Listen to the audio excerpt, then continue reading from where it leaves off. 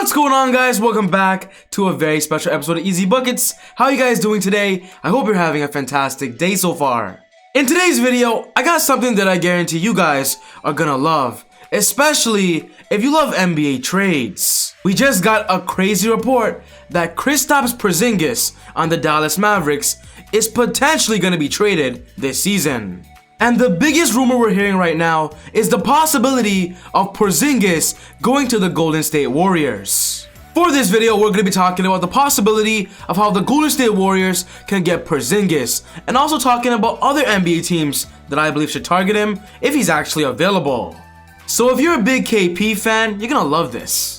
Well, quickly, before I get on with the video, I just want to say, if you're new to the channel and love basketball, welcome to Easy Buckets. My name is Soom, and I make basketball videos every single day. So be sure to hit the subscribe button and click this button right here, the post notification bell, to not miss any of my upcoming videos. If you watched this video and you loved it, be sure to smash that thumbs up button. I would really appreciate it. It would help out the channel a lot. But without wasting any more time, let's talk about Kristaps Porzingis. Yeah.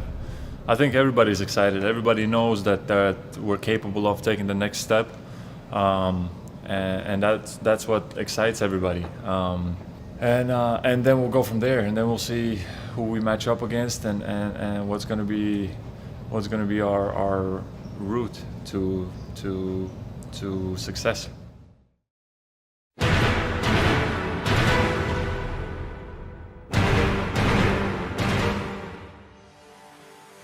I'm gonna be honest, I'm kind of surprised that KP right now is on the trade market, and there are so many rumors about it. The reason why I'm surprised is because when thinking about the Dallas Mavericks, I always think about the future that Luka Doncic and Kristaps Porzingis would have, as these two would be the dynamic duo that could possibly lead the Dallas Mavericks to another NBA championship. But from the looks of it, these rumors actually might be true, as the Dallas Mavericks right now are struggling. As I make this video, the Mavs have a record of 15-15, which ranks them just outside the Western Conference playoffs. They are the 9th seed, and so far this season, Porzingis hasn't been the most reliable player. If you look at Kristaps Porzingis' stats, I'll be honest, they are pretty good. He's averaging 24 points per game so far, 9.5 rebounds, 1.8 assists, 0.7 steals, and 2.0 blocks a game. I'll be honest, his field goal percentage of 43 could get a lot better, but of course KP likes to take a lot of his shots behind the three-point line. But the big reason why the Mavericks might be trading him is because if you watch their games, Kristaps Porzingis isn't the best defender, and of course he's been hit with so many injuries. He hasn't been the most reliable when it comes to being a consistent factor to the Mavericks. The Dallas Mavericks right now have one of the worst defensive ratings in the NBA, and with Mark Cuban being one of the more popular and smarter general managers, I wouldn't be surprised if he does something during this year's NBA trade deadline. For you Dallas Maverick fans out there that love KP on your roster, the news we just got though is that Mark Cuban is actually denying all of these reports that the Dallas Mavericks are trying to trade Porzingis. He said that there has been no such talk ever. So when it comes to the media, you don't know exactly which rumor is actually true. But with so many NBA teams right now just watching the Mavericks and potentially waiting for Porzingis, I wouldn't be surprised that if the Mavericks want to get better on defense, Porzingis is literally their best trading chip. Of course, Luka is untouchable. In this video, I have 3 teams that I believe should target the Dallas Mavericks, and also the Dallas Mavericks would love to make a trade with, because in return, if they lose Porzingis, they'll be getting great assets to help their defense and their future. In my opinion though, I would love to see Luka and Porzingis kind of build a championship team together, but you never know, in the NBA, anything could happen. The first trade on this list is with the Golden State Warriors, and this is the very popular rumor right now, as apparently the Warriors actually called the Mavericks to ask what do they want for Porzingis. So far this season, the Warriors have been pretty decent. They're the 8th seed in the Western Conference, and if there's one position that they lack, it's definitely a big man that can score on a consistent basis. As of right now, their best big is Draymond Green, and Draymond is more of a pass-first big man, and getting Porzingis to be more of a scoring type, I believe it wouldn't be a bad idea. If you look at the Warriors roster, they have so many wings and so many forwards that they can offer up to get Porzingis. And with Porzingis still being on contract for a couple more seasons, Stephen Curry, Klay Thompson next year when he returns could have a great big man scoring option, and they just have to sacrifice a little bit. We all know the Warriors playbook is all about floor spacing and shooting the 3-ball, so imagine the Warriors having an offensive weapon at the center position who's a pretty good shot blocker and also can spread the floor at a consistent rate. Draymond Green, as the passer of the team, would simply have so many options. Porzingis going to the Golden State Warriors is the most popular rumor right now, and I believe if this were to happen, this would be the only trade possible that could get it done. If the Warriors can offer up Andrew Wiggins, Marquise Chris, Jordan Poole, and their 2023 first round pick, not their 2021 first round pick from the Timberwolves, they're still going to keep that in exchange for Porzingis and Trey Burke, I believe this would be a great deal for both sides of the story.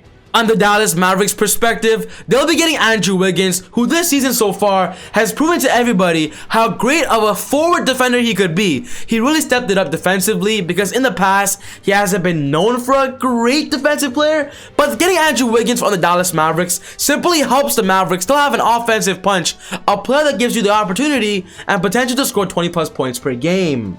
Getting a first round pick in exchange for Kristaps Porzingis is definitely worth it as well. And with Wiggins kind of being an off-ball forward that can be efficient at a high rate, I believe Luka will have a great partner at the wing if this were to go down. On the Warriors' perspective, I like this scenario because they'll end up having Steph, Klay Thompson next year, and maybe re-sign Kelly Oubre and still have Draymond Green and then Porzingis, who we all know is a 7'3" monster. He can play the center position. I believe the Warriors would instantly be a better contending team, even for this year. I believe this is the only trade that could happen if the Warriors want Porzingis. I'm not sure if the Mavs would trade Porzingis for a non-big man in return, but this I believe is the best trade scenario for all you Golden State Warriors fans out there. The next team on this list that I believe the Dallas Mavericks should talk to is the Boston Celtics, and right now the Boston Celtics are simply struggling. We just got a recent report from Danny Ainge, their general manager, that he himself does not believe that their roster is good enough to win an NBA championship entering this year's NBA trade deadline. He's going to be making some moves, and getting Kristaps Porzingis is something they need right now.